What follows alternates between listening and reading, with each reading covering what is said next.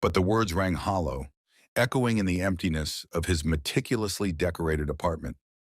Alex's gaze drifted to his phone, screen lit up with notifications. Another flood of perfectly curated posts from friends and acquaintances living their best lives.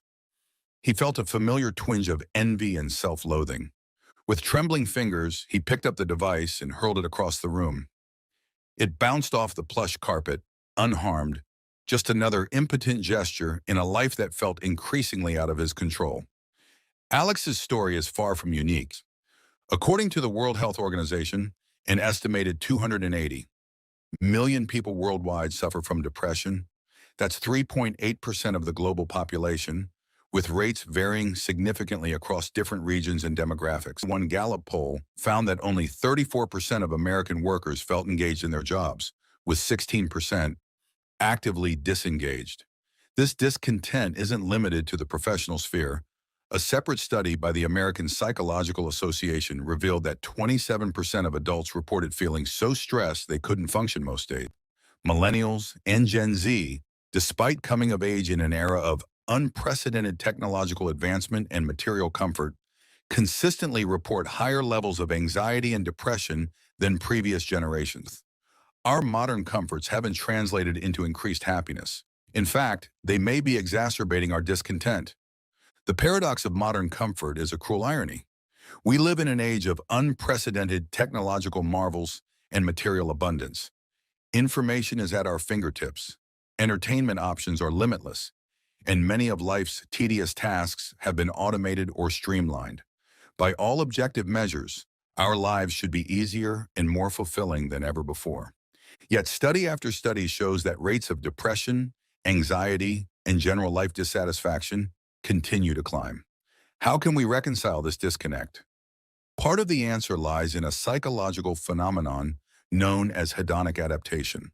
This concept, also called the hedonic treadmill, suggests that humans have a tendency to quickly return to a relatively stable level of happiness despite major positive or negative life changes. In other words, we adapt to new circumstances, both good and bad, remarkably quickly. That new car smell fades, the excitement of a job promotion wears off, and even lottery winners often find themselves no happier in the long run than they were before their windfall. This adaptation served our ancestors well, allowing them to push through hardships and continue striving for better circumstances. But in our world of relative comfort and safety, it can leave us feeling perpetually unsatisfied. We work hard to get what we want, thinking that we'll be happy when we reach our goals.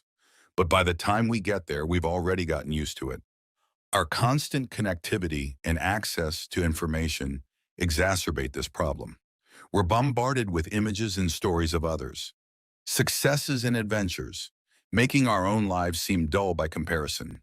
The very technological advancements meant to simplify our lives often leave us feeling overwhelmed and inadequate. This brings us to one of the most pervasive and insidious influences on modern happiness: social media. The rise of platforms like Facebook, Instagram, and TikTok has fundamentally altered how we interact with the world and perceive ourselves within it. Developing a happier mindset takes time and consistent effort, but the rewards are immeasurable. To understand why this approach works, we need to take a brief detour into the fascinating world of neuroscience. For centuries, scientists believed that the adult brain was largely fixed and unchangeable. But recent advances in neuroimaging have revealed a much more dynamic picture. Our brains are constantly changing, forming new neural connections and pruning away unused pathways. This ability to reorganize itself is known as neuroplasticity. For centuries, scientists believed that the adult brain was largely fixed and unchangeable. But recent advances in neuroimaging have revealed a much more dynamic picture. Our brains are constantly changing, forming new neural connections and pruning away unused pathways. This ability to reorganize itself is known as neuroplasticity. What does this have to do with happiness? Everything.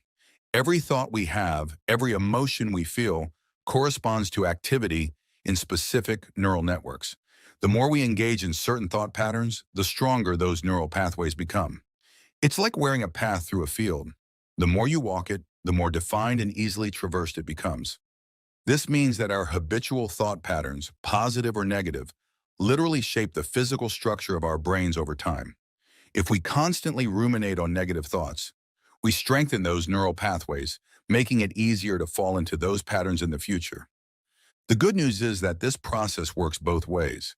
By consciously cultivating positive thought patterns and practicing gratitude, mindfulness, and other happiness-boosting techniques, we can create new neural pathways and strengthen existing ones associated with positive emotions.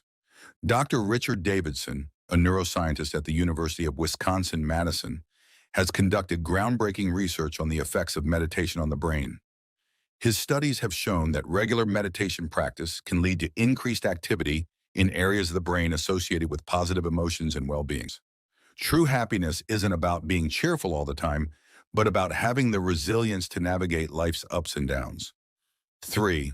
You need to achieve your goals to be happy. Reality. While goals are important, tying your happiness to future achievements is a recipe for perpetual dissatisfaction. Learning to find joy in the journey is crucial. 4. Negative emotions are bad and should be avoided. Reality. All emotions serve a purpose. Learning to acknowledge and process difficult feelings in a healthy way is an essential part of overall well-being. 5. Some people are just naturally happy or unhappy. While there is a genetic component to our baseline happiness levels, research shows that we have significant ability to influence our well-being through intentional practices. 6. Money buys happiness. Reality. Studies show that beyond a certain point of financial security, additional wealth has diminishing returns on happiness. Happy people tend to be more creative, productive, and altruistic. Cultivating your own well-being allows you to better contribute to the world around you. Understanding and challenging these misconceptions is an important first step in taking control of your happiness. As we've explored the external factors influencing our happiness, it's crucial to recognize that much of our discontent stems from within. Inner turmoil, the conflicts, doubts, and unresolved issues we carry inside us, can cast a shadow over even the brightest external circumstances. Think of your mind as a house. You can have the most beautiful, well-appointed home imaginable. But if the interior is cluttered with emotional debris and unaddressed issues, you'll never feel truly at peace within its walls. Like physical clutter, this emotional baggage takes up mental space and energy. It creates a constant low-level stress that colors our perceptions and reactions to the world around us. Consider Alex, our software developer from the beginning of the chapter. As we explore these sources of misery, it's impossible to ignore the outsized role that social media plays in shaping our modern discontent. Let's examine this phenomenon through the story of Emma, a 24-year-old marketing associate whose Instagram addiction spiraled into a vicious cycle of anxiety and self-doubt. Emma's day began and ended with Instagram. The moment she woke up, she'd reach for her phone, scrolling through an endless feed of picture-perfect lives, exotic vacations, engagement announcements, promotions, and flawless selfies flashed before her eyes. With each swipe, the knot in her stomach grew tighter. By the time she dragged herself out of bed, Emma already felt behind. Her studio apartment seemed shabby compared to the minimalist lofts and bohemian dream homes that filled her feed. The breakfast she cobbled together paled in comparison to the artfully arranged acai bowls and avocado toast that dominated her Explore page. At work, Emma found herself constantly distracted, sneaking peeks at her phone whenever possible. She'd post carefully staged photos of her own, obsessively checking for likes and comments. The validation provided a momentary high, but it never lasted. There was always someone with more followers, more engagement, more everything. As weeks turned into months, Emma's anxiety skyrocketed. She withdrew from real-world social interactions, feeling like her life could never measure up to the highlight reel she saw online. Her self-esteem plummeted, and she found herself in a constant state of comparison and FOMO, fear of missing out. On paper, they've interacted with dozens of people throughout the day, but how many of those interactions were meaningful? How many left them feeling truly seen and understood? The quantity of our connections has skyrocketed, but the quality has often suffered. Remember, the goal isn't to completely disconnect from digital platforms. They can be valuable tools for maintaining long-distance relationships and staying informed. The key is to use them intentionally as a supplement to, not a replacement for, Deep, real-world connections. Recognizing the symptoms of purpose deficit disorder is an important first step. But how do we begin to address this lack of meaning and direction? One powerful tool comes from Japanese culture, the concept of ikigai. Ikigai, Shenki Jafei, roughly translates to reason for being, or the happiness of always being busy. It's represented by the intersection of four elements. 1. What you love, your passion. 2. What the world needs, your mission. 3. What you are good at, your vocation. 4. What you can be paid for, your profession. Finding your ikigai isn't about achieving perfect balance in all these areas, but rather about identifying where they overlap in your life. Let's break down each element with some reflective questions. What you love. What activities make you lose track of time? What topics do you find yourself constantly drawn to? What would you do even if you weren't paid for it? What the world needs.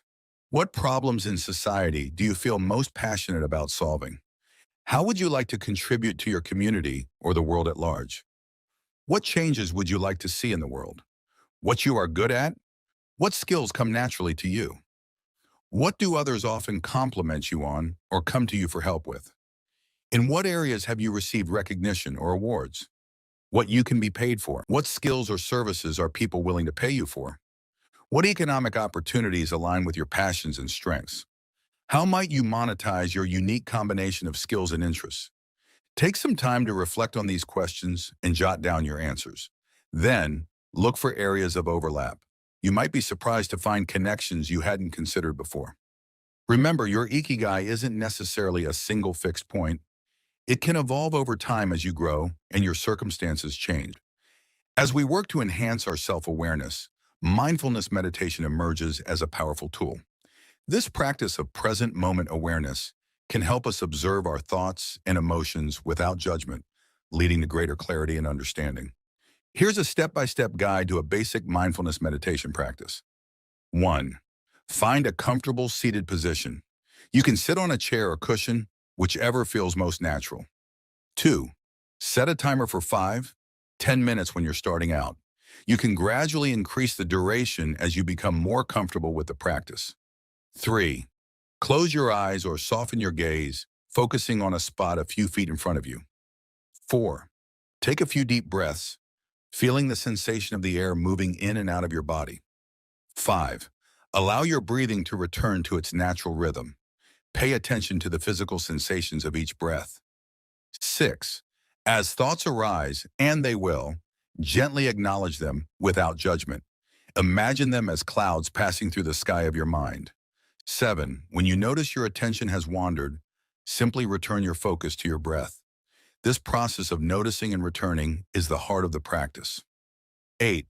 When your timer sounds, take a moment to notice how you feel before slowly opening your eyes and returning to your day. A catalytic moment is an experience that suddenly shifts our perspective, challenging our existing beliefs and opening up new possibilities for growth and change. It's like a key turning in a lock. Suddenly, doors that seem firmly closed begin to open.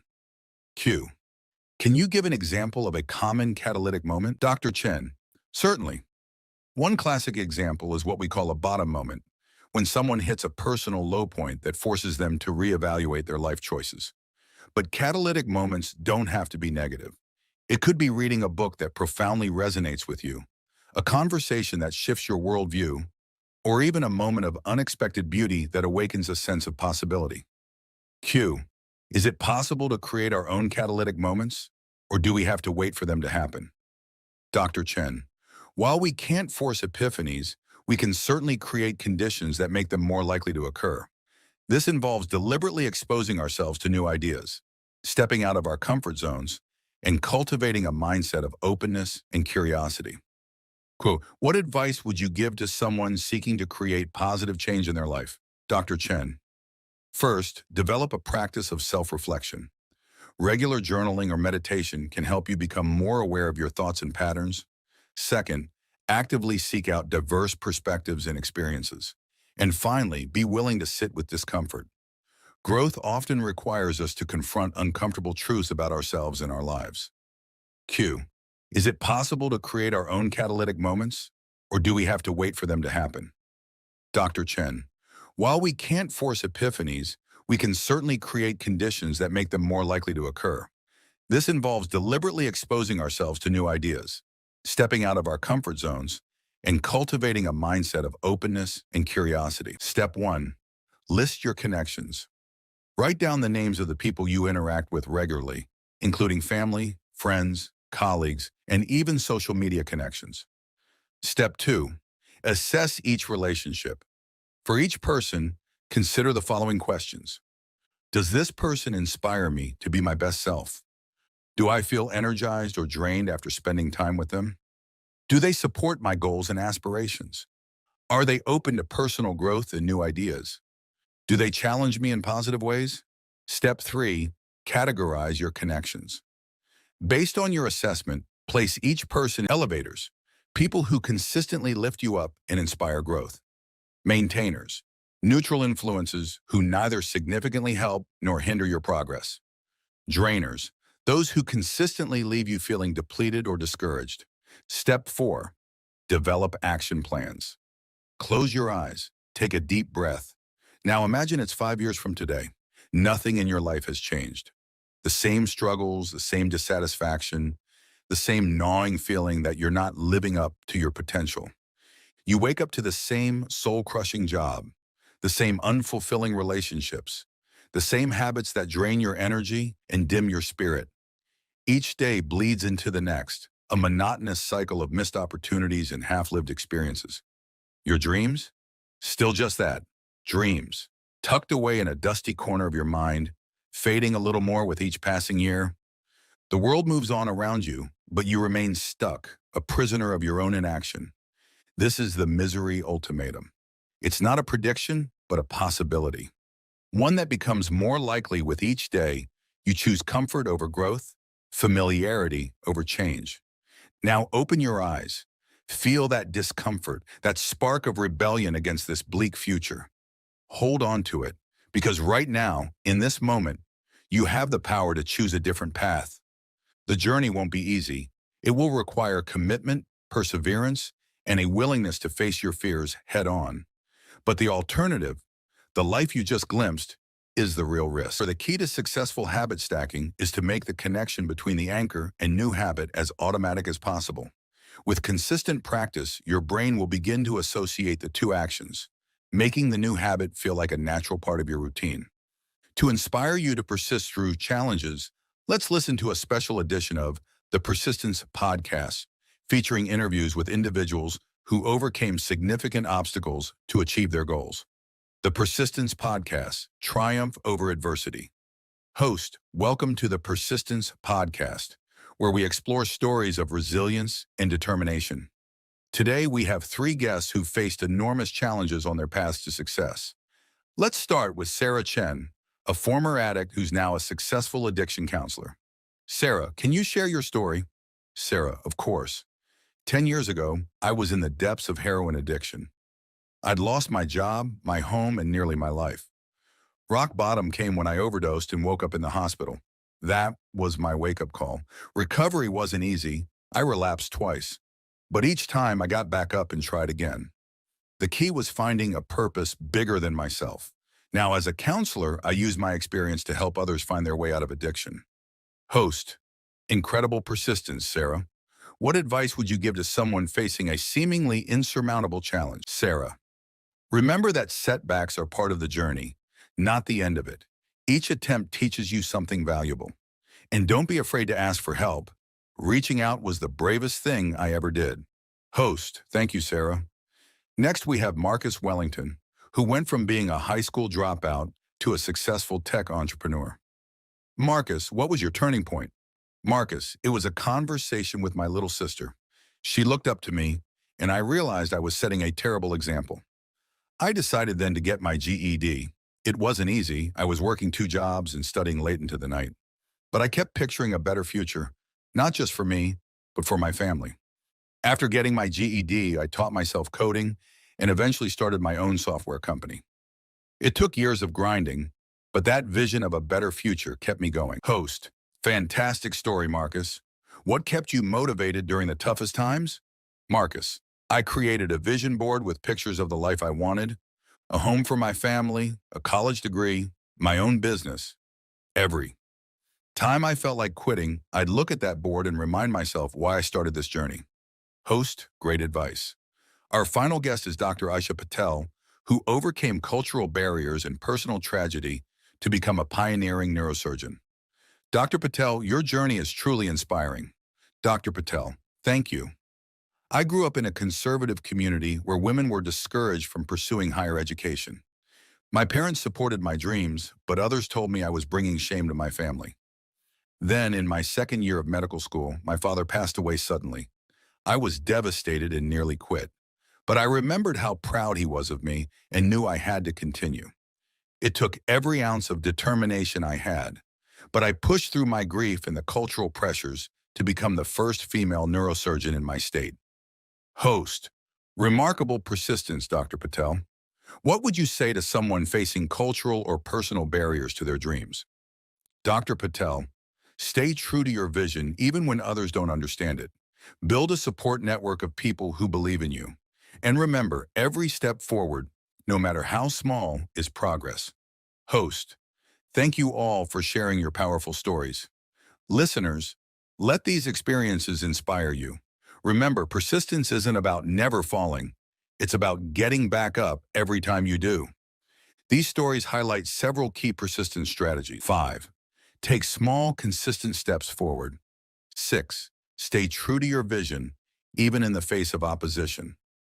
As you continue your own journey, draw inspiration from these stories of triumph over adversity. Your own persistence can lead to equally remarkable transformation.